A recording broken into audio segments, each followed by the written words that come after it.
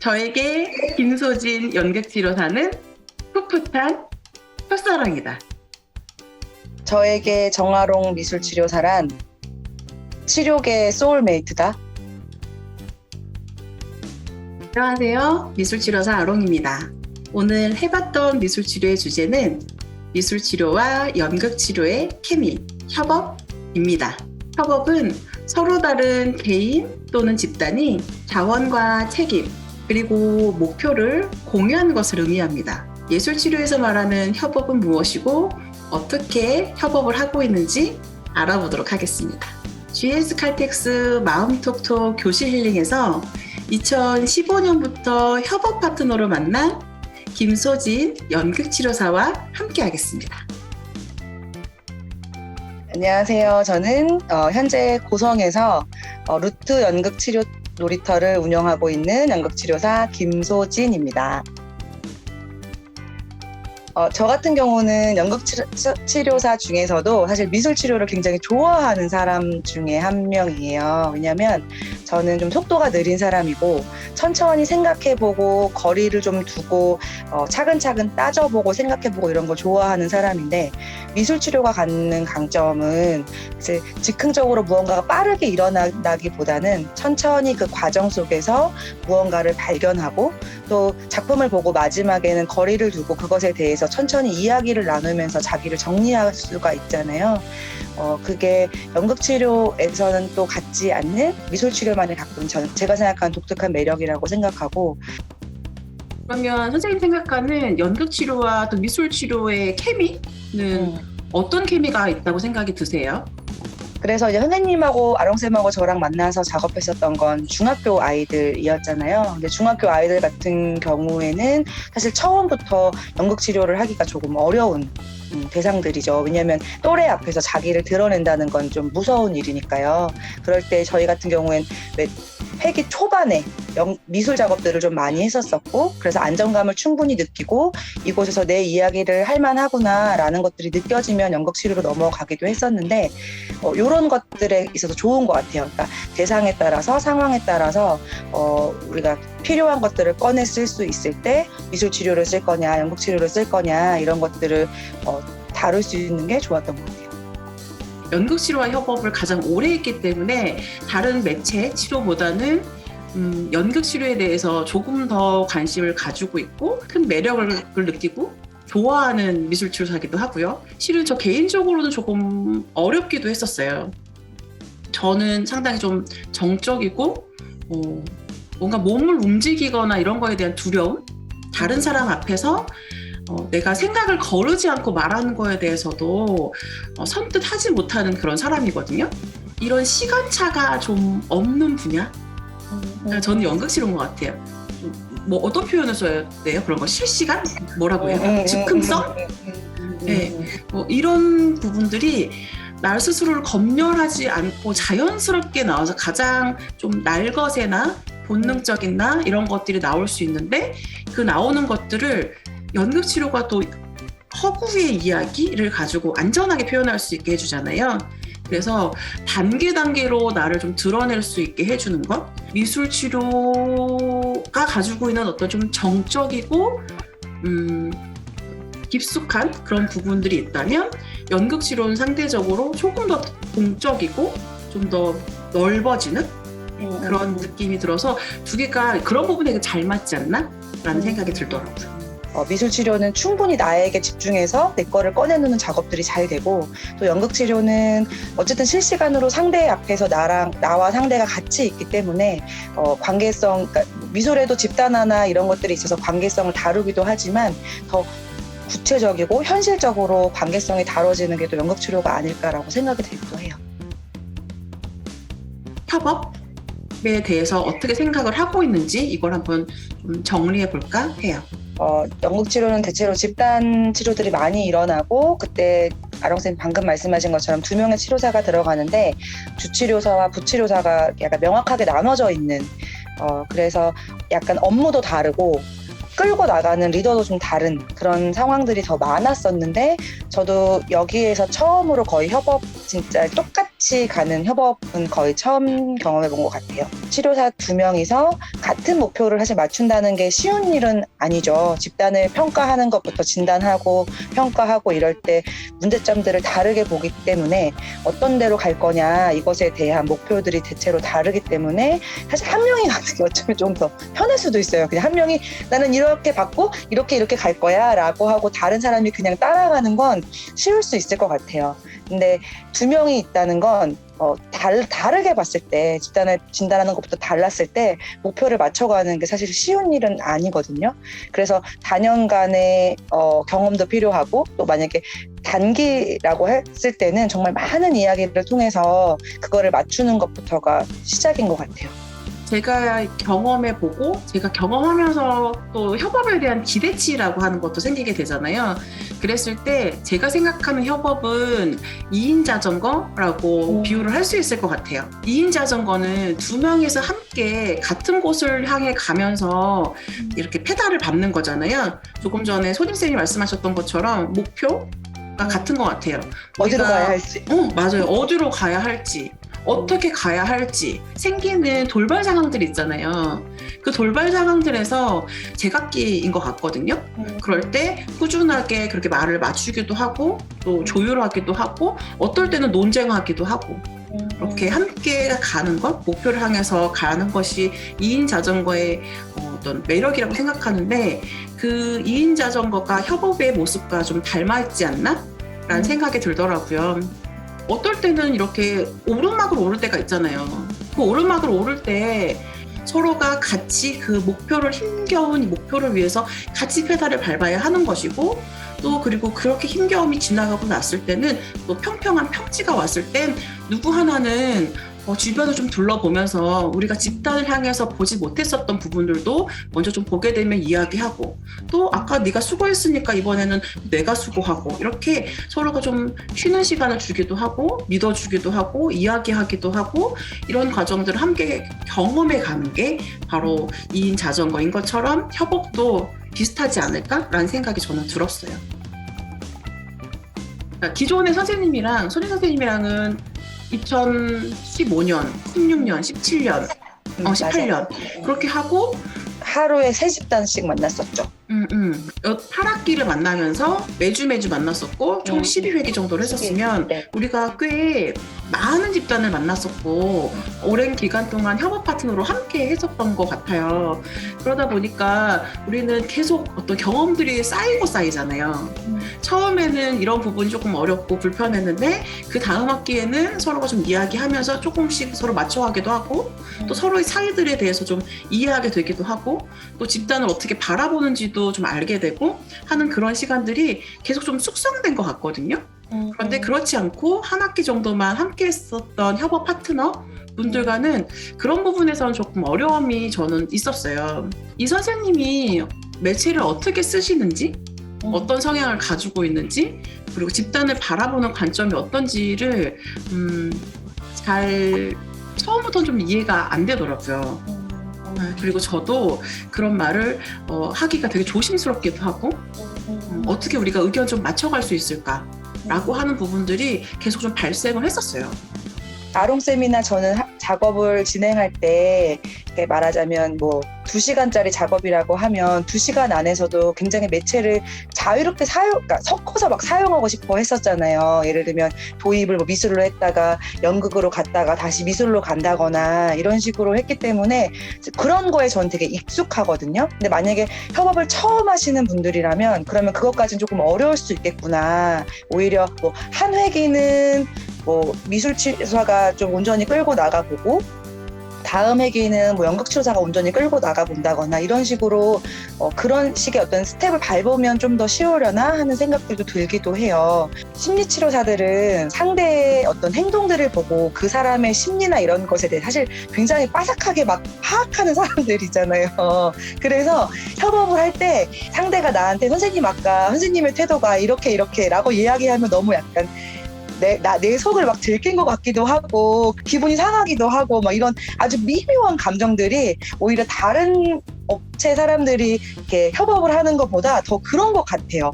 되게 세세한 부분들이 막 긁히기도 하고 그래서 좀 더 어렵지 않나 심리치료사의 지금 협업은. 선생님 그 얘기하니까 저 되게 찔렸어요. 왜요?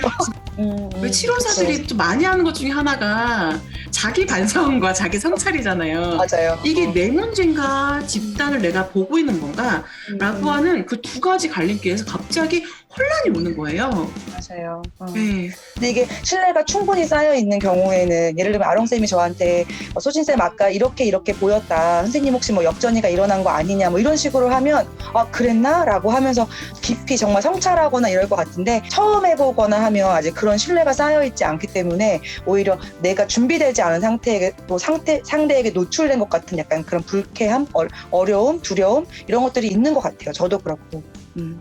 내가 소진쌤을 할 때는 되게 협업을 잘하는 치료사인 줄 알고 착각을 하면서 아주 자만했구나. 선생님 근데 이번 학기에 또 하시잖아요. 그쵸? 만회하려고요. 아롱쌤 이번에는 멋있으세요. 그만둘 것 같은데 만회를 다시 하기 위해서 만회하려고. 다시 한다니. 같이 또 협업을 하다 보면 저도 협업을 어떻게 하는지 조금 더 배워갈 것 같고 그리고 저도 제 안에서 협업의 어떤 방식들 이런 것들이 좀 세워지지 않을까 싶어요.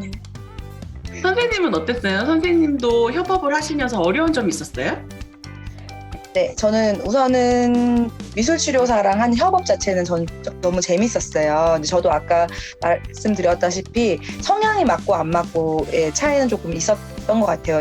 힘들었었던 게 그러니까 그 사람의 언어를 내가 충분히 이해하지 못했을 때 생기는 어려움들이 있더라고요. 그래서 저는 함께했던 파트너 선생님이 작업이 끝나고 나오면 항상 오늘 이런 게 부족했다라고 하면서 굉장히 그 작업을 부족한 점을 찾아서 개선하려고 하시는 분이셨는데 저는 그 언어가 저를 질타하는 것처럼 처음에 계속 들렸었어요. 그래서 네가 잘못해서 그랬다라는 걸로 들려가지고 막 불편한 거예요. 혼나는 것 같고 주눅이 들고 나중에 알고 봤더니 그분은 오히려 당신에게 하는 스스로에게 하는 언어였는데 아 내가 오늘 이걸 놓쳤구나 이게 부족했구나였는데 제가 그걸 몰랐어서 나중에 알게 됐죠. 아 그분은 그런 의도로 말씀하신 게 아니었구나라는 걸 알게 됐고 그 시간은 저한테 좀 힘들긴 했었던 것 같아요.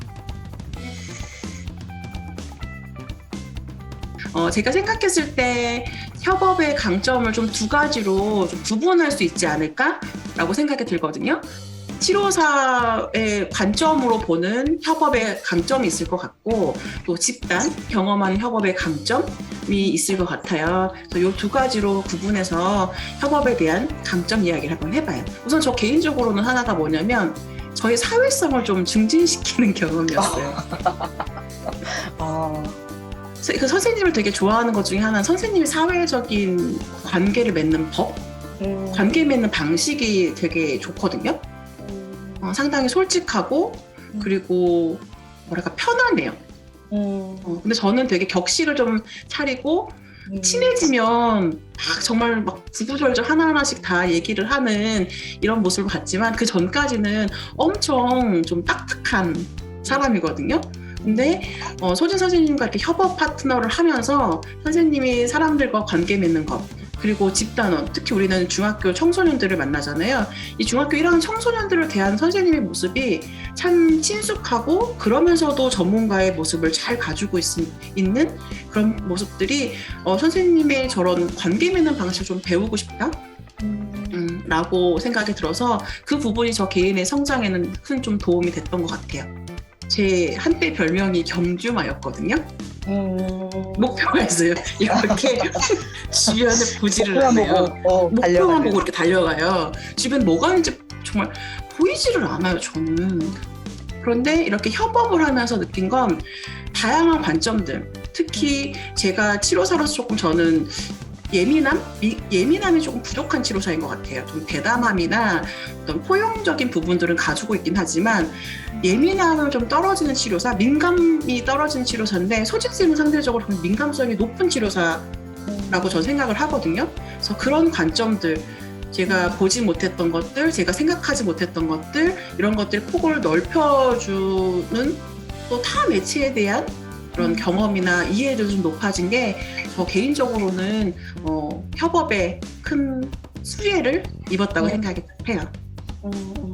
아롱쌤이 말씀하신 거에 딱 반대가 저의 또 이 수혜인 것 같아요. 그러니까 저도 이제 뭐 우선 미술 치료를 좋아해서 배우긴 했지만 전문 미술 치료사는 아니잖아요. 그렇기 때문에 잠깐 사용할 수는 있지만 미술 치료사가 어떻게 바라보고 어떻게 평가하고 어떻게 개입하고 하는 거를 사실은 다른 사람의 세션에 들어갈 일이 없으니까 경험하기 어려웠는데 아롱쌤을 통해서 미술 치료사가 어떻게 하는지를 제대로 볼 수 있는 좋은 기회였고, 아롱쌤이랑 하면서 제일 좋았던 건 오늘 목표대로 가긴 했냐, 우리가 원래 봤던 목표에 어느 정도 도달했냐, 그러면 만약에 못했다면 다음엔 어떻게 할래, 이런 것들을 이야기하면서 계속 치료의 목표를 따라가는 게 저한테는 굉장히 체득이 된 정말 좋은 경험이었던 것 같아요. 그래서 그런 식으로 상대가 갖고 있는 것들을 내 거로 가져가는, 그리고 아까 친숙하다고 하셨는데 또 그래서 저는 약간 학생들이 저를 약간 만만하게 보는 경험이 있거든요. 그래서 아롱쌤은 절대 화를 내거나 목소리를 크게 하지 않지만 그 포스에서 뭔가 이분 앞에서는 내가 조용히 하며 저분의 말씀에 귀 기울여야겠구나라는 것들이 생기거든요. 그래서 권위적인 모습이 아니라 좋은 권위를 갖고 계신 분인데 내가 아롱쌤을 안 만났다면 그런 게 있다는 거를 아예 몰랐겠구나 라는 생각이 들어요. 그래서 지금도 천천히 그것들을 시도해 보려고 하고, 맞아, 그렇게 볼 수도 있었어, 이렇게 개입할 수도 있었어, 이런 제가 갖고 있지 못했던 다른 것들을 시도해 볼 수 있게 된 건 보았기 때문에, 같이 경험했기 때문에 해보려고 하는 시도들이 좀 더 편해지는 거, 그런 게 치료사로서의 성장에 정말 도움이 많이 된 것 같아요. 어쩌면 우리 둘이 비슷한 것 같지만 다른 부분이 있었고, 그 다른 부분에 대해서 서로 인정하고 또 그 부분을 서로 배우려고 했기에 서로한테는 좋은 경험이 된 것 같아요. 그러면 이번에는 집단이 경험하는 매력은 뭘까요? 필요한 상황에서 즉흥적으로 그 집단에게 연극을 할 수 있고, 음악으로 접근할 수 있고, 무용 동작으로 표현할 수 있게 해준다면 저는 그게 그 내담자에게 가장 필요한 순간에 적절한 개입이라고 생각이 들거든요. 그리고 그건 미술 치료사가 연극 치료를 배워서 할 수 있다기보다는 그 분야에 오랫동안 공부하고 많은 경험을 가지고 있는 그 분야의 전문가가 제일 잘할 것 같아요. 그래서 미술 치료를 제일 잘할 수 있는 미술 치료사와 연극 치료를 제일 잘할 수 있는 연극 치료사가 만나서 이 집단에게 예술 치료를 제공했을 때 그들은 미술도 충분히 경험하고 연극도 충분히 경험할 수 있을 거라고 저는 생각이 들더라고요. 그래서 그게 집단에게는 이 협업을 경험하게 된 좋은 점이 아닐까 생각이 들어요. 주치료사가 2명이어서 그러니까 협업을 했을 때 갖는 또 장점은 내담자들이 그 협업을 정말로 또 경험하게 되는 것 같아요. 그러니까 치료사들이 어떻게 소통하고 어떻게 개입하고 이런 것들을 보면 그에 따라서 상황에 따라서 돌발 상황들에 대처하는 것들을 배우는 것이 내담자들이 갖게 되는 또 수혜가 아닐까라는 생각이 들어요. 맞아요. 제가 선생님이랑 같이 협업을 하면서 우리가 집단 구성원으로서 항상 소통하는 모습을 공개적으로 아이들한테 보여줬던 것 같아요. 그런 걸 보면서 이 집단원들도 치료사 둘이 서로가 힘을 겨루는 관계가 아니라 어떻게 소통을 하는지, 어떻게 갈등을 풀어가는지 이런 것들을 볼 수 있는 모델링이 돼 있지 않았을까 생각이 합니다. 네. 저는 그러니까 경쟁하는 상대가 아니라는 거를 계속 가져갔으면 좋겠어요. 그래서 이렇게 저희가 이제 끝나고 나면 이제 다음 회기에 어떤 활동을 할까요? 이런 거를 항상 회의를 하잖아요. 그런데 많이 하는 게 그냥 나는 이런 것도 할 수 있고 이런 것도 할 수 있고 이런 것도 할 수 있어요. 이렇게 하는 건 약간 경쟁심을 불러일으키는 그런 게 갈 수도 있는 것 같아요. 새로운 걸 우리가 만들어보자. 정말로 아예 새로운 프로그램들을 만들어보자. 이런 것도 재밌었던 것 같아요. 그리고 그게 내가 미술치료사랑 함께 하면서 시도해볼 수 있는 좋은, 그러니까 미술치료 선생님이 갖고 있는 기법으로 하는 걸 보고 배우는 것도 있지만 아예 미술과 연극이 새로운 걸 만들어냈을 때 생기는 시너지를 보는 또 재밌는 프로그램도 개발하고 막 이런 재밌는 과정이었었기 때문에 그냥 그 상황을 좀 즐기면서 저는 아롱쌤이랑 회의할 때 그게 참 재밌었는데, 선생님 제가 이런 거 하고 싶어요 라고 얘기하면 아롱쌤이 가만히 많이 계세요. 그럼 이제 속으로 마음에 안 드나? 다른 걸 말해봐야 되나? 막 이러면 아롱쌤이 뭐라고 말하냐? 선생님 잠깐만요. 머릿속으로 한번 그려보는 거예요. 이렇게 하면서 이제 그게 과연 이 목표와 맞는지 우리가 할 수 있는 건지 이런 거를 천천히 해보고 선생님 근데 그러면 요렇게 해보면 어때요? 라고 하면서 그거를 그대로 그냥 제가 그러면 당신이 해보십시오. 당신이 그걸 할 수 있다고 하니 해보십시오가 아니라 그러면 이렇게 바꿔보면 어때요? 라고 하면서 함께 할 수 있는 것들을 만들어가는 과정들이 되게 재미있었거든요. 그거는 경쟁을 하는 관계가 아니라 정말 협업하는 관계였었던 것 같아요. 그래서 경쟁을 하고 나를 평가하는 상대로 상대를 보는 게 아니라 진짜 함께 즐기는 두발자전거를 즐기는 상대로 보면 편하게 이야기하고 또 정중하게 상대에게 내 의견을 전하고 그러면 저는 즐거운 협업이 가능하지 않을까라고 생각이 들어요. 네. 저도 그래요. 지금 선생님 얘기 들었다 보니까 그때 생각이 많이 나요.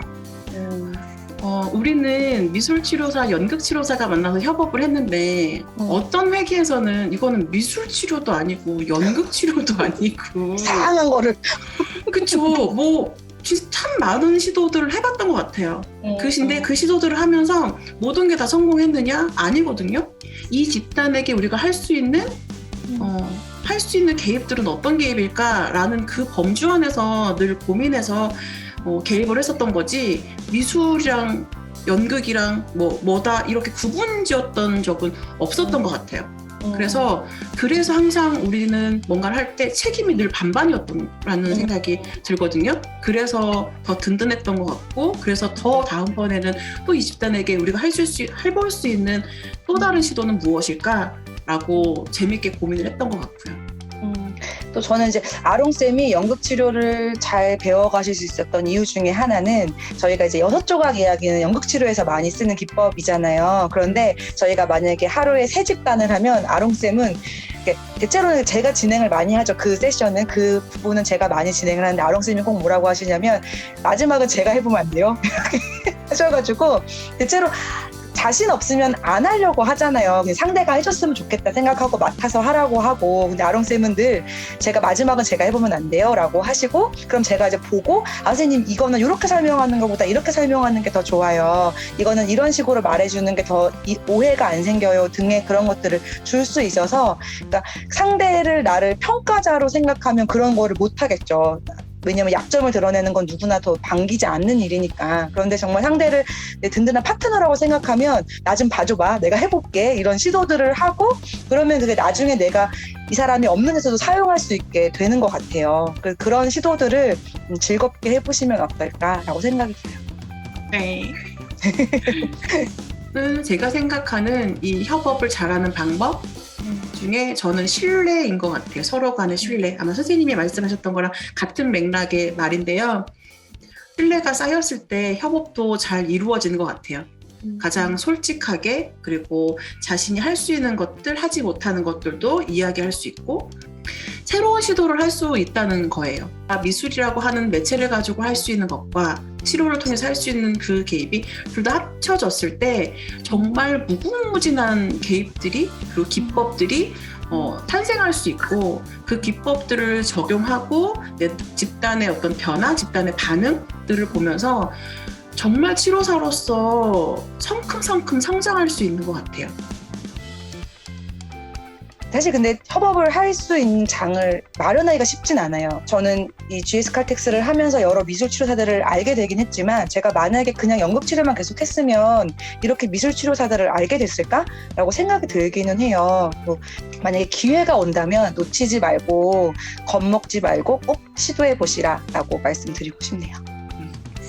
아마 기관들에서도 협업을 한다라고 했을 때 여러 가지 강점과 약점이 있을 것 같아요. 강점은 우리가 오늘 영상을 통해서 말씀드렸던 내용들일 것 같고 아마 약점은 제 생각에는 경제적인 측면이 아닐까 싶어요. 비용이 많이 들죠. 그렇죠.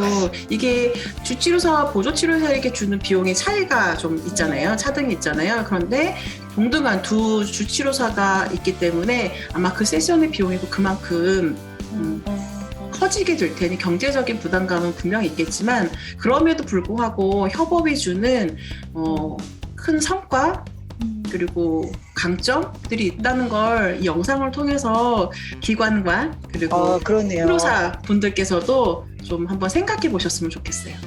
그러네. 저는 자꾸 치료사한테만 그런 걸 찾아봐라라고 얘기했는데 기관들에게도 그 얘기 꼭 하고 싶네요. 사실은 GS 칼텍스도 그랬잖아요. 이렇게 치료사들을 성장시켜주기 위해서 나중에는 이 사람들이 한 명 한 명이 다양한 매체를 사용할 수 있는 슈퍼바이저로 성장시키기 위해서 약간의 투자처럼도 생각하시면서 그걸 처음에 시작하셨잖아요. 그래서 기관에서도 많은 그런 세션들을 만들어주시면 너무 좋겠네요. 오늘 저희는 미술치료와 연극치료의 케미, 협업이라고 하는 주제로 인상을 드렸어요. 김소진 연극치료사와 함께 했었던 이런 예술치료의 협업이 가장 의미가 커서 이렇게 영상을 준비했습니다. 영상에 함께 참여해 주셔서 고마워요. 네, 감사합니다. 즐거운 시간이었습니다. 협업에 대해서 이해하는 시간이 되셨나요? 궁금하신 점 또는 공유하고 싶은 내용이 있다면 댓글 남겨주세요.